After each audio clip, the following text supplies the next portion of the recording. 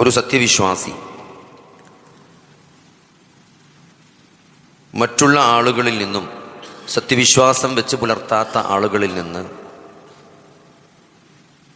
തികച്ചും വ്യത്യസ്തനാണ്.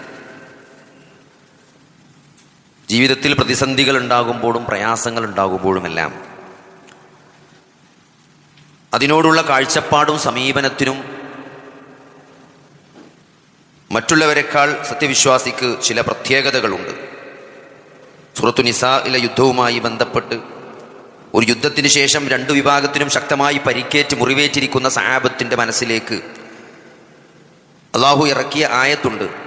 ഇൻ കുൻതും തഅലമൂന, നിങ്ങൾ വേദനിക്കുന്നവരാണെങ്കിൽ നിശ്ചയമായും അവരും വേദനിക്കുന്നവരാണ്, അവർക്കും മുറിവേറ്റിട്ടുണ്ട്. പക്ഷേ അവർ പ്രതീക്ഷിക്കാത്ത ഒന്ന് നിങ്ങൾ അള്ളാഹുവിൽ നിന്ന് പ്രതീക്ഷിക്കുന്നുണ്ട് എന്നാണ്. അതാണ് വിശ്വാസത്തിൻ്റെ പ്രത്യേകത.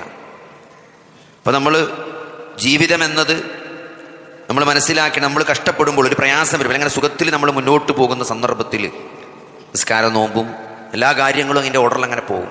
പക്ഷെ ഒരു പ്രതിസന്ധിയിൽ തട്ടി നിൽക്കുന്ന സന്ദർഭത്തിൽ ഒരു വിശ്വാസി മനസ്സിലാക്കേണ്ടത്, നമ്മൾ വിശ്വാസികളാണ്, ഞാൻ പ്രഖ്യാപിച്ച എൻ്റെ വിശ്വാസം, ആ വിശ്വാസം തെളിയിക്കാനുള്ള ചാൻസാണ് അള്ളാഹു നൽകിയിരിക്കുന്നത്. നമ്മൾ കഷ്ടപ്പെടുക എന്നതല്ല പരീക്ഷണത്തിലൂടെ അള്ളാഹു ഉദ്ദേശിക്കുന്നത്. കഷ്ടപ്പാടുകളെ അല്ല അള്ളാഹു ലക്ഷ്യം വെച്ചിട്ടുള്ളത്. അതിൻ്റെ പിന്നിൽ മറഞ്ഞിരിക്കുന്ന വലിയ പ്രതിഫലങ്ങളെയും ഓഫറുകളെയുമാണ്. ഓഫർ എന്ന് പറയുമ്പോൾ എന്താ പറയുക, മനുഷ്യൻ്റെ മനസ്സിന് ഓഫറിനോട് ഒരു വല്ലാത്ത താല്പര്യമുണ്ട്. ഇപ്പോൾ കഴിഞ്ഞ ദിവസം ഒരു കോട്ടക്കൽ ഒരു ഷോപ്പിംഗ് മാളിൽ ഭയങ്കര തിരക്ക്, 12 മണി വരെ ഓഫർ അത്ര. പക്ഷെ ആൾക്കാർ വരുന്നിട്ട് എന്താ പറയുക, 12 മണിക്ക് ബില്ലിങ് ക്ലോസ് ആക്കണം. ഈ 12 മണിയോടുകൂടി ബില്ലിങ്ങിൻ്റെ സോഫ്റ്റ്വെയറിൽ മാറ്റം വരും. പിന്നെ ഓഫർ അടിച്ച് അടിയാൻ പറ്റും, ഓട്ടോമാറ്റിക്കലി ഓഫർ അടിയില്ല, പിന്നെ പഴയ ബില്ല വരിക 12 മണി കഴിഞ്ഞാൽ. അതോടുകൂടി ഭരിക്കുന്ന ആൾക്കാരൊക്കെ പിരാന്തളി. കാരണം 3 മണിക്കൊക്കെ വന്ന് നിൽക്കുന്ന ആൾക്കാർ, അതൊക്കെ പൊട്ടിച്ചെറിഞ്ഞ ആൾക്കാർ എന്ത് ചെയ്ത് സ്ഥലം വിട്ടോളൂ. അപ്പം ഞാൻ പറഞ്ഞത്, അത്രയും ആൾക്കാർ ഇപ്പോൾ ഒരു പുതപ്പ് പെരയിലില്ലായിട്ടല്ല 3 പുതപ്പ് വാങ്ങണം. പിന്നെന്തിനാണ്, എൻ്റെ മകളെ കെട്ടിച്ച് മരവും വരുമ്പോഴുള്ള പുതപ്പാണ് വാങ്ങി വെച്ചത്. ഇത് ഒരു മരവും ഞാൻ പെരയ്ക്ക് വന്നിട്ട് വേണം ആ പുതപ്പെടുക്കാൻ, ഇപ്പം തന്നെ വാങ്ങി വെച്ചേക്കണം. എന്താ വെച്ചാൽ ഓഫറിൽ കിട്ടുമ്പോൾ എന്താ പറയുക, അതൊരു താല്പര്യമാണ്. ദുനിയാവിൻ്റെ കാര്യത്തിൽ അങ്ങനെയാണെങ്കിൽ ഒരു പരീക്ഷണത്തിൽ അള്ളാഹു മനുഷ്യന് വെച്ചിട്ടുള്ള പരീക്ഷണമല്ല അള്ളാഹു, നമ്മൾ കഷ്ടപ്പെടണമെന്നല്ല അള്ളാഹു ലക്ഷ്യം വെച്ചിട്ടുള്ളത്. വിശ്വാസിയെ സംബന്ധിച്ചിടത്തോളം അതിൻ്റെ പിന്നിലിരിക്കുന്ന വലിയൊരു റിസൾട്ട് ഉണ്ട്, അതിന് കിട്ടാൻ പോകുന്ന വലിയ പ്രതിഫലമുണ്ട്. ആ പ്രതിഫലം നേടിയെടുക്കാൻ നമ്മൾ ശ്രമിക്കുന്നുണ്ടോ, അതിനോട് താല്പര്യം കാണിക്കുന്നുണ്ടോ എന്നതാണ് അതിലെ പരീക്ഷണം. കുല്ലു നഫ്സിൻ ദാഇഖത്തുൽ മൗത്ത് വനബ്ലൂക്കും ബിശ്ശർരി വൽ ഖൈരി ഫിത്ന. ഷർറും ഖൈറും നൽകിക്കൊണ്ട് നാം നിങ്ങളെ പരീക്ഷിക്കുന്നതാണ്. അപ്പോൾ ഷർറ് എന്ന് പറയുന്നത് എന്തല്ല, അതൊരു പരീക്ഷണമാണ്. അപ്പോൾ പരീക്ഷണം ഖൈറായിട്ടും ഷർറായിട്ടും വരും. നമുക്ക് ഷർറാണ് എന്ന് തോന്നുന്നത് അതിൻ്റെ പിന്നിൽ വലിയ ഖൈറുണ്ട് എന്ന് മനസ്സിലാക്കാൻ ഒരു സത്യവിശ്വാസിക്ക് സാധിക്കേണ്ടതുണ്ട്. അല്ലദീ ഖലഖൽ മൗത വൽ ഹയാത ലിയബ്ലുവകും അയ്യുക്കും അഹ്സനു അമല. നിങ്ങളിൽ ഏറ്റവും നന്നായി പ്രവർത്തിക്കുന്നത് ആരാണ് എന്ന് പരീക്ഷിച്ചറിയാൻ വേണ്ടിയിട്ടാണ് ജീവിതത്തെയും മരണത്തെയും, അല്ല മരണത്തെയും ജീവിതത്തെയും അള്ളാഹു സൃഷ്ടിച്ചിട്ടുള്ളത് എന്നാണ് അള്ളാഹു വളരെ വ്യക്തമായിട്ട് എന്ത് ചെയ്തിട്ടുള്ളത്, മനസ്സിലാക്കി തന്നിട്ടുള്ളത്. നിങ്ങൾ വിശ്വസിച്ചു എന്ന് പറഞ്ഞതിൻ്റെ പേരിൽ മാത്രം, ഇപ്പോൾ മുസ്ലിമാണ്, 5 നേരം നിസ്കരിച്ചില്ല, എല്ലാവരും നിസ്കരിച്ചിട്ടുണ്ട്, നമ്മൾ നിസ്കരിച്ചിട്ടുണ്ട്, എല്ലാവരും നോയമ്പ് നിൽക്കുന്നുണ്ട്, നമ്മൾ നോയമ്പ് നിൽക്കുന്നുണ്ട്, അല്ലേ, ഒരു ഉംറക്ക് പോകണം, പൈസ ഒന്ന് പോകുക തന്നെ.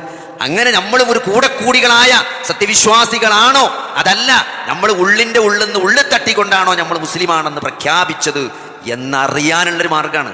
അങ്ങനെ വെറും ലാ ഇലാഹ ഇല്ലല്ലാഹ് എന്ന് പറഞ്ഞു എന്നതിൻ്റെ പേരിൽ നിങ്ങൾ പരീക്ഷിക്കപ്പെടാതെ വിട്ടുപോകുമെന്ന് നിങ്ങൾ വിചാരിക്കുന്നുണ്ടെന്നാണ്. കാരണം എന്താ, നിങ്ങൾക്ക് മുമ്പുള്ളവരും പരീക്ഷണത്തിന് വിധേയരായിട്ടുണ്ട്. അതിന് അള്ളാഹുവിൻ്റെ നടപടിക്രമമാണത്, സുന്നത്തുല്ലാഹി എന്നാണ്. പരീക്ഷണം എന്നത് അതിനു വേണ്ടിയാണ് ദുനിയാവും ദുനിയാവിലെ ജീവിതവും സംവിധാനിച്ചിട്ടുണ്ട്. ഇതിൻ്റെ ഡീഫാൾട്ട് സെറ്റിങ്സ് ആണ്, ദുനിയാവിൻ്റെ ഡീഫാൾട്ട് സെറ്റിങ്സ് ആണ് എന്ത്, കഷ്ടപ്പെടുക എന്നുള്ളത്. ലഖദ് ഖലഖനൽ ഇൻസാന ഫീ കബദ്, മനുഷ്യനെ ക്ലേശപ്പെടുന്നവനായിട്ടാണ് അള്ളാഹു സൃഷ്ടിച്ചിട്ടുള്ളത്. അത് ഇതിൻ്റെ ഡീഫാൾട്ട് മോഡാണ്. അതുകൊണ്ട് സാധ്യം നമ്മൾ തിരിച്ചറിയാതെ പോകും എന്നുള്ളതാണ് ഈ കഷ്ടപ്പെടുമ്പോൾ ആളുകൾ പ്രയാസപ്പെടാനുള്ളൊരു കാരണം. കാരണം ഇത് ദുനിയാവ് അതിന് ഡിസൈൻ ചെയ്തിട്ടുള്ളതാണ്, ഈ ജീവിതം അതിന് വേണ്ടിയിട്ടുള്ളതാണ്. ഇത് വിജയം എന്താണ്, ഇതിവിടെ പരീക്ഷണത്തിൻ്റെ വേദിയാണ്, ഇവിടെ പ്രതിഫലത്തിൻ്റെ വേദിയല്ല. അത് മറ്റൊരു ലോകമാണ്. ഈ നൈമിഷികമായ, വളരെ ഷോർട്ട് ലിവിങ് ആയ, വളരെ അൺപ്രഡിക്റ്റബിളായ, വളരെ കഷ്ടപ്പാട് നിറഞ്ഞ ജീവിതത്തിൻ്റെ 1ാമത്തെ ഘട്ടം എന്നത് അത് പരീക്ഷണം മാത്രമാണ്. 2ാമത്തെ ഘട്ടത്തിലാണെന്ത്, അത് അനന്തമായ ഘട്ടമാണ്. 2ാമത്തെ അവസാനമല്ലാത്തൊരു ഘട്ടമാണ്. അപ്പോൾ അതിലേക്ക് ഉള്ള എൻട്രി, അതിലേക്കുള്ള കാര്യങ്ങളൊക്കെ തീരുമാനിക്കപ്പെടുക ഈ വളരെ ഷോർട്ട് ലിവിങ് ആയിട്ടുള്ള, വളരെ അൺപ്രഡിക്റ്റബിൾ ആയിട്ടുള്ള ഈ ചെറിയ ഒരു കാലഘട്ടത്തിലാണ്. അതിൻ്റെ മറ്റിൻ്റെ ടിക്കറ്റും കാര്യങ്ങളൊക്കെ തീരുമാനമാകാം. അപ്പോൾ അതുകൊണ്ട് അങ്ങനെ ജീവിതത്തിന് രണ്ട് ഭാഗമുണ്ടെന്നും ഈ ഒന്നാമത്തെ ഭാഗം വളരെ ചെറുതാണെന്നും അത് പരീക്ഷണം മാത്രമാണ് എന്നും രണ്ടാമത്തെ ഭാഗം അവിടെയാണ് പ്രതിഫലം കിട്ടുക എന്നുള്ളതും ഇവിടെ എന്തൊക്കെ കഷ്ടപ്പാടുണ്ടോ അതിനൊക്കെ തുല്യമായിട്ടുള്ള റാങ്ക് അവിടെ കിട്ടും എന്നുള്ളൊരു ബോധം അത് സത്യവിശ്വാസിക്ക് ഉണ്ടാകേണ്ടതാണ്. അപ്പോൾ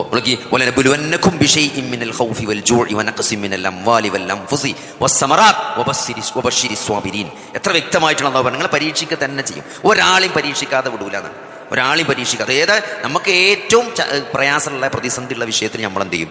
ക്രൈസുള്ള വിഷയത്തിലാണ് നമ്മൾ എന്ത് ചെയ്യുക? പഠിച്ചോൻ പരീക്ഷ. അപ്പോൾ അത് പരീക്ഷണമാവുള്ളൂ അല്ലെ? ഹൗഫ് കൊണ്ട് പരീക്ഷിക്കും, പിന്നെ ജൂ കൊണ്ട് പരീക്ഷിക്കും, സ്വത്തും സന്താനങ്ങളും ഒക്കെ നഷ്ടപ്പെടുന്ന ഒരു പ്രയാസം കൊണ്ട് പരീക്ഷിക്കും. എന്നിട്ടോ വബശ്ശിരി സ്വാബിരീൻ, സന്തോഷ വാർത്ത അറിയിക്കാൻ ആർക്ക്? ക്ഷമിക്കുന്ന ആളുകൾ, അള്ളാഹുവിനോട് അസ്വസ്ഥത കാണിക്കാതെ വിധിയിൽ തൃപ്തിപ്പെട്ട് അള്ളാഹുവിലേക്ക് കൂടുതൽ അടുക്കുന്ന ആളുകൾക്ക്, ക്ഷമിച്ചുകൊണ്ട് ആ പ്രതിസന്ധികളെ തരണം ചെയ്യുന്ന ആളുകൾക്ക് സന്തോഷ വാർത്ത അറിയിക്കാന്നുള്ളതാണ്. കേട്ടോ, വലിയൊരു നിലപാട് അള്ളാഹു പ്രഖ്യാപിക്കണം, പഠിപ്പിച്ചേരാണ്. എന്താണ്?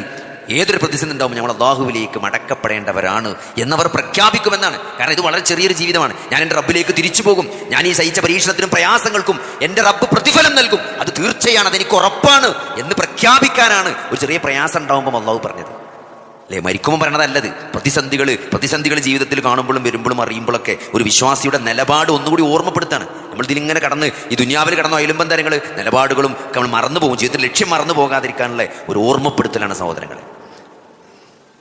ഒരു ഹദീസിൽ കാണാൻ പറ്റും, ഒരു അപസ്മാരം ബാധിച്ച സ്ത്രീ നബി സല്ലല്ലാഹു അലൈഹി വസല്ലമയോട് വന്നിട്ട് തൻ്റെ അപസ്മാരം മാറ്റിത്തരണമെന്ന് പ്രവാചകനോട് പ്രാർത്ഥിക്കാൻ പറയണം. നമുക്കറിയാം, പ്രവാചകൻ പ്രാർത്ഥിച്ചാൽ എന്ത് ചെയ്യും? ഉത്തരം കിട്ടും, അസുഖം മാറും. അപ്പോൾ നബി സല്ലല്ലാഹു അലൈഹി വസല്ലം ആ സ്ത്രീയോട് നടത്തിയ സംഭാഷണ തരങ്ങൾ നല്ല ശ്രദ്ധിച്ച് മനസ്സിലാക്കണം. നബി സല്ലല്ലാഹു അലൈഹി വസല്ലം പറയണം ആ സ്ത്രീയോട്, എന്താണ്? ഞാൻ പ്രാർത്ഥിച്ചാൽ എന്ത് ചെയ്യും? അപസ്മാരം മാറിക്കിട്ടും.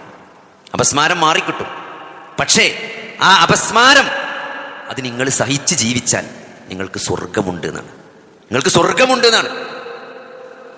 അപ്പൊ എന്താ ചെയ്യേണ്ടതെന്ന് ചോദിച്ചേ? ഇനിയിപ്പോൾ എന്താ ചെയ്യണത്? ഇനി പ്രാർത്ഥിക്കണം. നിങ്ങൾക്കുള്ള അസുഖത്തിൽ നിങ്ങൾ ക്ഷമിച്ചാൽ, അള്ളാഹുവിനോട് തൃപ്തിപ്പെട്ട് ആ വിധിയിൽ തൃപ്തിപ്പെട്ട് നിങ്ങൾ ജീവിച്ചാൽ പകരം സ്വർഗം കിട്ടും എന്നാ സ്ത്രീയോട് പറയണം. അപ്പൊ ആ സ്ത്രീ പറഞ്ഞാൽ എന്താ പറയുന്നത്? എന്നാ പ്രാർത്ഥിക്കണ്ടെന്ന് പറഞ്ഞു. മാറ്റിത്തരാൻ വേണ്ടി എന്ത് ചെയ്യണ്ട? പ്രാർത്ഥിക്കണം. പക്ഷെ ഒരു കാര്യം പ്രാർത്ഥിക്കണം. എന്താണ്? അപസ്മാരം ഉണ്ടാകുമ്പം എൻ്റെ ഹിജാബ് ഞാൻ അറിയാതെ വെളിവാകുന്നൊരു സാഹചര്യമുണ്ട്, അതുണ്ടാകാതിരിക്കാൻ വേണ്ടി. അപസ്മാരം ഉണ്ടായിക്കോട്ടെ, പക്ഷെ അപസ്മാരം ഉണ്ടാകുമ്പോൾ എൻ്റെ ഹിജാബും പോയിട്ട് എൻ്റെ നഗ്നത വെളിവാകണേ ഒരു സന്ദർഭം ഇല്ലാതെക്കാൻ വേണ്ടി പ്രാർത്ഥിക്കണം എന്നാണ്. അപ്പം അതിനു വേണ്ടിയാണ് നബി സ്വല്ലല്ലാഹു അലൈഹി വസല്ലം പ്രാർത്ഥിച്ചത്. അത് നമ്മൾ മനസ്സിലാക്കേണ്ട ഒരു പോയിന്റ് എന്താണ് അല്ലേ? ആ അപസ്മാരം സഹിച്ച് ജീവിച്ചാൽ സ്വർഗം ഉണ്ട് എന്നാണ്. അപ്പോൾ ഒരു പ്രയാസവും പരീക്ഷണം വരുമ്പോഴേ, കാരണം ഓരോ ഹദീസുകളും നമ്മൾ മനസ്സിലാക്കേണ്ട ഒരു തലമുണ്ട് അല്ലേ? നാളെ ഏറ്റവും ഉന്നതമായ പ്രതിഫലം കിട്ടുന്ന ആളുകൾ ആരാണ്? ഒന്ന് ജിഹാദ് ചെയ്തവനാണ്, ഷഹീദിനാണ്. സ്വർഗമാണ് പ്രതിഫലം അല്ലേ? രണ്ടാമത് ഏറ്റവും എല്ലാത്തിനും നമ്മൾ പ്രതിഫലം പറഞ്ഞിടത്തൊക്കെ കാണാം. ഒരു നന്മക്ക് 1 അല്ല 10 അല്ല 70 അല്ല 700 ഇരട്ടിയാണ് പ്രതിഫലം. നിങ്ങൾ ചെയ്യുന്ന ഉദ്ദേശ ശുദ്ധിക്കനുസരിച്ച് അത് ചിലപ്പോൾ 1 ആവും, ചിലപ്പോൾ 7 ആവും, 70 ആവും, ചിലപ്പം 700 വരെ ഇരട്ടി വരെ ഒരു കാര്യത്തിന് പ്രതിഫലം കിട്ടുന്നതാണ്. പക്ഷെ ക്ഷമനെ പറ്റി പറഞ്ഞുകൊടുത്ത കാര്യങ്ങൾ കണക്ക് നോക്കാതെ പ്രതിഫലം തരുന്ന പറഞ്ഞത്. ഒരു പ്രതിസന്ധിയിൽ ഒരാൾ ക്ഷമിച്ചാൽ പിന്നെ പടച്ചോൻ കണക്കില്ല, പിന്നെ കണക്കില്ലാത്ത പ്രതിഫലം. അങ്ങനെ നാളെ പരലോകത്ത് ഇതിന്റെ പ്രതിഫലം കൊടുക്കുന്നൊരു ദിവസം വരാണ്ട് സ്വർഗത്തിന്റെ താക്കോല് കിട്ടുമല്ലോ. നമ്മൾ ആലോചിച്ച് നോക്കി, സ്വർഗത്തിന്റെ താക്കോല് കിട്ടുമ്പോൾ നമ്മളെന്താ ചെയ്യുക? ആ താക്കോലേറ്റ് സ്വർഗത്തേക്ക് മണ്ടുക ചെയ്യുക. അവിടെ പിന്നെ ഒരു നെഗോഷിയേഷൻ നമ്മൾ നിൽക്കുമോ? വർത്താനത്തിന് നിൽക്കുമോ? പക്ഷേ ഹദീസിൽ പറയണം, അള്ളാഹുവിന്റെ റസൂൽ നമുക്ക് പഠിപ്പിച്ചു തരാണ്, ഈ സ്വർഗം ഷഹീദിന് സ്വർഗം കൊടുക്കുമ്പം ഈ ഷഹീദും അതേമാതിരി ദുനിയാവിലെ പ്രതിസന്ധിയിലും പ്രയാസങ്ങളിലും ക്ഷമിച്ച ആളുകൾക്ക് പ്രതിഫലം കൊടുക്കുന്ന സന്ദർഭത്തിൽ ഈ രണ്ടാളുകളും അള്ളാഹുവിനോട് നെഗോഷിയേറ്റ് ചെയ്യുന്നതാണ്. എന്താ നിങ്ങൾ? ഷഹീദ് പറയും, ഒരിക്കൽ കൂടി ദുനിയാവിലേക്ക് എന്നെ മടക്കിയിട്ട് ഞാൻ ഒന്നുകൂടി ജിഹാദ് ചെയ്തു വരാമെന്നാണ്. എന്തുകൊണ്ട്? ഈ പ്രതിഫലത്തിന്റെ വലിപ്പം കണ്ടിട്ട്. അതേപോലെ ഈ പ്രതിസന്ധിയിൽ ക്ഷമിച്ച ആൾ പറയും, എന്ത്? അള്ളാഹുവേ, ഞാൻ ഒരിക്കൽ കൂടി എന്നെ ദുനിയാവിലേക്ക് മടക്കുകയാണെങ്കിൽ അതിനേക്കാൾ കടുത്ത പരീക്ഷണങ്ങൾ സഹിക്കാൻ ഞാൻ തയ്യാറാണ്. എന്നിട്ട് തിരിച്ചു വരാനുള്ള ചാൻസ് തരുമെന്നാണ്. ആരെങ്കിലും നെഗോഷിയേറ്റ് ചെയ്ത സഹോദരങ്ങളെ, കിട്ടിയ താക്കോലും വാങ്ങി മണ്ടുക എന്നല്ലാണ്ട്. അപ്പോൾ നമുക്ക് അതിൻ്റെ ഒരു ക്രക്സ് എന്താണ് സഹോദരങ്ങളെ? ഈ ദുനിയാവിൽ നമ്മൾ അങ്ങനെ പറയുന്നല്ല, അതിനെ നമ്മൾ ബോധ്യപ്പെടുത്തറി. ഈ പരീക്ഷണങ്ങളിൽ എന്താണ്? ക്ഷമിക്കുമ്പോൾ കിട്ടാനിരിക്കുന്ന പ്രതിഫലം വലുതാണ് എന്ന ബോധ്യമാണ് ആ ഹദീസ് നമുക്ക് മനസ്സിലാകുന്നത്. നഷ്ടപ്പെടുത്താൻ വേണ്ടി ചാൻസ് ഉള്ള സമയമാണത്. അപ്പൊ അതുകൊണ്ട് തളരാൻ പാടില്ല. അള്ളാഹുവിലേക്ക് കൂടുതൽ പ്രാർത്ഥിച്ച് അടുത്തുകൊണ്ട് എന്ത് ചെയ്യണം? ഓരോ പരീക്ഷണങ്ങളെയും വിശ്വാസി അതിജീവിക്കേണ്ടതുണ്ട്. അള്ളാഹു വെറുക്കുകയല്ല ചെയ്യുന്നത്. പരീക്ഷണം വരുമ്പോൾ എന്താണ്? അള്ളാഹു എന്നെ ഇഷ്ടപ്പെടുന്നു എന്നാണ് നമ്മൾ മനസ്സിലാക്കേണ്ടത്. അള്ളാഹ് എന്നെ വെറുക്കുന്നുണ്ട് എന്നല്ല നമ്മൾ മനസ്സിലാക്കേണ്ടത്. നമ്മൾ നേരെ തല തിരിച്ച് മനസ്സിലാക്കിയിട്ട് കുഴപ്പമുണ്ട്. അപ്പൊ അതുകൊണ്ട് എന്താ പറയുക, മജ്മൂഉൽ ഫതാവിൽ ഇബ്നു തൈമിയ്യ പറഞ്ഞൊരു പോയിന്റ് ഉണ്ട്. എന്താണ്? അദ്ദുന്യ ദാറുൽ ഇബ്തിലാ എന്നാണ്. ഈ ദുനിയാവ് എന്ന് പറഞ്ഞത് പരീക്ഷണത്തിന്റെ ലോകമാണ്. ലാ ദാറുൽ ജസാ, ഇത് പ്രതിഫലത്തിന്റെ ലോകമല്ല, ഇത് പരീക്ഷണത്തിന്റെ ലോകമാണ്. ഇതിന്റെ ഡീഫോൾട്ട് സെറ്റിങ്സ് കിടക്കുന്നത് പരീക്ഷണമാണ്. ഇവിടെ ക്ലേശപ്പെടുന്നവനായിട്ട് ഇവിടെ പ്രയാസം സഹിക്കാനാണ് മനുഷ്യൻ. ആ ഒരു ഡിസൈനിലാണ് മനുഷ്യൻ ഉണ്ടാക്കിയിട്ടുള്ളത്. ലാ യുകല്ലിഫുല്ലാഹു നഫ്സൻ ഇല്ലാ വുസ്അഹാ എന്ന് പറയുമ്പോൾ കഴിയാത്തൊരു കാര്യം അള്ളാഹു മനുഷ്യനെ ഏൽപ്പിക്കൂല എന്ന് പറയുമ്പോൾ ഇത് നമ്മളെ സെറ്റിങ്സിലുള്ളതാണ്. ഇത് സഹിക്കാൻ നമുക്ക് പറ്റും. എന്തുകൊണ്ട്? ശരിയായ വിശ്വാസം ഉണ്ടെങ്കിൽ ഏത് പ്രതിസന്ധിയെയും ആത്മഹത്യയിൽ അഭയം പ്രാപിക്കേണ്ട ഒരു ഗതികേട് വിശ്വാസിക്കില്ല. കാരണം എന്താണ്? അങ്ങനത്തെ സെറ്റിങ്സിലാണ് പടച്ചോൻ മനുഷ്യൻ ഉണ്ടാക്കിയിട്ടുള്ളത്. പക്ഷേ നമ്മളത് ഉൾക്കൊള്ളാനും അത് മനസ്സിലാക്കാനുമുള്ളൊരു തൗഫീക്ക് നമുക്ക് ഉണ്ടാകണം എന്നുള്ളതാണ് സഹോദരൻ. അല്ലാഹു സുബ്ഹാനഹു വ തആല അങ്ങനെ പ്രയാസങ്ങളെയും പ്രതിസന്ധികളെയും പോസിറ്റീവായിട്ട് കാണുന്ന, ജീവിതത്തിൻ്റെ അതൊരു മാർഗമായിട്ട് നമുക്ക് കാണുകയും ആ പ്രതിസന്ധികളും പ്രയാസങ്ങളിലേക്ക് അള്ളാഹുവിനെ ചേർത്ത് പിടിച്ചുകൊണ്ട് അള്ളാഹുവിനോട് പ്രാർത്ഥിച്ചും ആരാധിച്ചും ദുആ ചെയ്തും തവക്കുൽ ചെയ്തുകൊണ്ടും ആ പ്രതിസന്ധികളെ തരണം ചെയ്യുന്ന സത്യവിശ്വാസികളിൽ അള്ളാഹു നമ്മളെ ഉൾപ്പെടുത്തുമാറാകട്ടെ. ഇനി പരീക്ഷണങ്ങൾ അള്ളാഹുവിൻ്റെ ഒരു ഇഷ്ടമാണ്, സ്നേഹമാണ് എന്ന് നമ്മൾ മനസ്സിലാക്കേണ്ടതുണ്ട്. കാരണം അതാണ് വബശ്ശിരി സ്വാബിരീൻ. വബശ്ശിരി സ്വാബിരീൻ എന്നുള്ള വാക്കിൽ തന്നെ ഒളിഞ്ഞു കിടക്കേണ്ടത്. ക്ഷമിക്കുന്നവർക്ക് നല്ല ഇടങ്ങേറ് തന്നിട്ട് പടച്ചോൻ പറയാണ് ക്ഷമിക്കുന്നവർക്ക് സന്തോഷ വാർത്ത ഉണ്ട്. എന്തിനാ ബേജാറാകണം അല്ലേ? എന്ത് ചെയ്താൽ മതി? ക്ഷമിച്ചാൽ മതി, വേറെ ഒന്നും ചെയ്യണ്ട. വളരെ ഒറ്റ സിംഗിൾ ഓപ്ഷൻ അവിടെ തന്നിട്ടുള്ളൂ, ക്ഷമിച്ചാൽ മതി.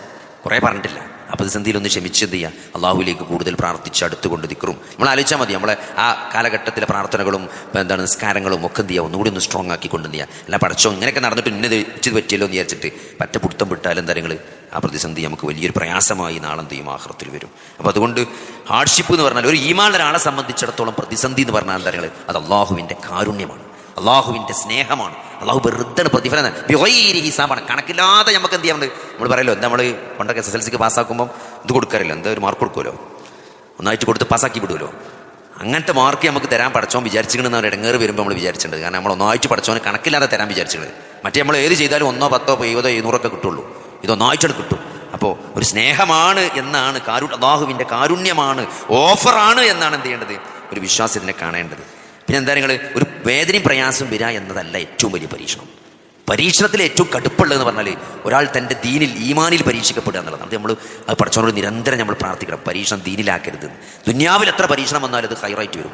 ദീനിൽ പരീക്ഷിക്കപ്പെട്ടാൽ ഒരു തിരിച്ചുവരവുള്ള സാധ്യത കുറവായിരിക്കും. നമ്മൾ അഖീദയിൽ വഴി തെറ്റിപ്പോയാൽ, നമ്മൾ വിശ്വാസത്തിൽ നമ്മൾ ഭ്രംശം സംഭവിച്ചാൽ അല്ലേ? കുറച്ച് യുക്തിവാദികളെ പോസ്റ്റൊക്കെ ഒന്ന് വായിച്ചപ്പം ഇതൊക്കെ ശരിയാണ് എന്ന് ജീവിതത്തിൽ എവിടെയെങ്കിലും മനസ്സിൻ്റെ ഒരു കോണിൽ അതൊക്കെ ഓല് പറഞ്ഞതാണല്ലോ ശരി എന്നൊരു തോന്നൽ വന്നാൽ സഹോദരങ്ങളെ, മരിച്ചെന്നപ്പോൾ ഒരു ജീവിതമൊക്കെ ഉണ്ടാകുമോ എന്ന ഒരു സംശയം, പരലോകത്തിൻ്റെ കാര്യത്തിൽ ഒരു സംശയം വന്നാൽ അതാണ് ഏറ്റവും വലിയ പരീക്ഷണം.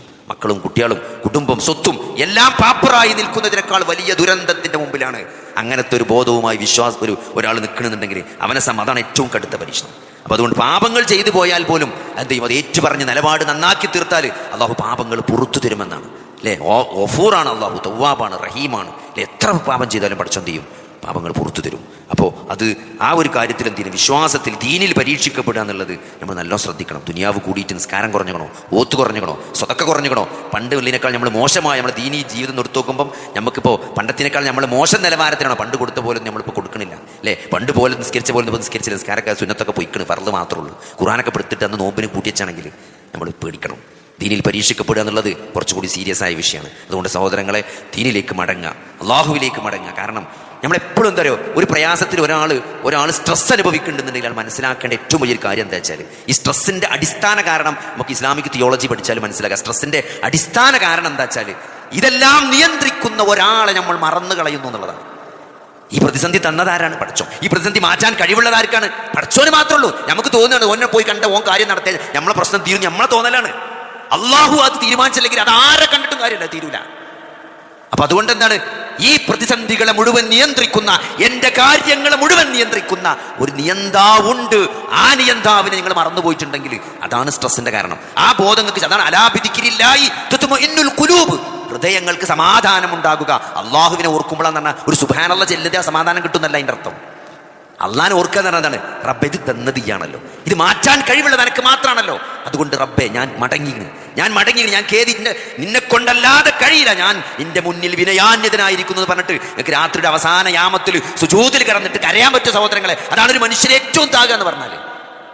ആ തിരിച്ചറിവുണ്ടായത് എന്നെ നിയന്ത്രിക്കുന്നവനാണ് ഈ കാര്യങ്ങളെ മുഴുവൻ നിയന്ത്രിക്കുന്നത്. അപ്പോൾ സ്ട്രെസ്സിന്റെ അടിസ്ഥാന കാരണം എന്താ വെച്ചാൽ ഈ പ്രപഞ്ചത്തെ എൻ്റെ പ്രശ്നങ്ങളെ നിയന്ത്രിക്കുന്ന, എൻ്റെ പ്രശ്നങ്ങളെ കൈകാര്യം ചെയ്യുന്ന ഒരു കൈകാര്യകർത്താവിന് നിങ്ങൾ ജീവിതത്തിൽ മറന്നു കളഞ്ഞിട്ടുണ്ടെങ്കിൽ അതാണ് സ്ട്രെസ്സിന്റെ കാരണം. ആ ഒരു ബോധം ഉണ്ടെങ്കിൽ ടെൻഷൻ അടിക്കേണ്ട കാര്യമില്ല. കാരണം നിങ്ങൾ ജനിക്കുന്നതിൻ്റെ 50,000 ഈ പ്രപഞ്ചം ഉണ്ടാകുന്നതിന് 50,000 മുമ്പ് അള്ളാഹു ഖദറിൽ രേഖപ്പെടുത്തി വെച്ചാണ് നടക്കുന്നത്. അത് അള്ള വിചാരിച്ച മാതിരി എന്നുള്ള ആരെന്ത് വിചാരിച്ചിട്ടും കാര്യമില്ല. അപ്പോൾ അതുകൊണ്ട് ആ പടച്ചോനിലേക്ക് മടങ്ങി ആ പടച്ചോനിലേക്ക് തവക്കുൽ ചെയ്ത് ആ അള്ളാഹുവിനോട് പ്രാർത്ഥിച്ചാൽ എന്തേ ഉള്ളൂ, ഈ പ്രതിസന്ധിയിലൊരു സമാധാനം കിട്ടും. ഈ പ്രതിസന്ധി ഒന്നും പരിഹരിക്കപ്പെട്ടിട്ടില്ലെങ്കിൽ നേരത്തെ പറഞ്ഞില്ലേ, നാളെ സ്വർഗം തരുമ്പം ആളുകൾ ചോദിക്കുന്നതാണ്, ഒന്നും കൂടി ദുന്യാവിൽ പോയിട്ട് എന്ത് ചെയ്യുക, കുറച്ചും കൂടി കടുത്ത പ്രതിസന്ധി അഭിമുഖീകരിച്ചിട്ട് ഞാൻ ഇങ്ങോട്ട് വരാമെന്ന് ആൾ പറയുന്നതാണ്. കാരണം അത്രയും വലിയ പ്രതിഫലമാണ് അവിടെ കിട്ടുന്നത്. അപ്പോൾ അതുകൊണ്ട് ഇതൊന്നൊരു നഷ്ടമല്ല എന്ന് മനസ്സിലാക്കിക്കൊണ്ട് ഈ പ്രതിസന്ധികളെ തരണം ചെയ്യാൻ അള്ളാഹു നമുക്ക് തൗഫീക്ക് നൽകുമാറാകട്ടെ.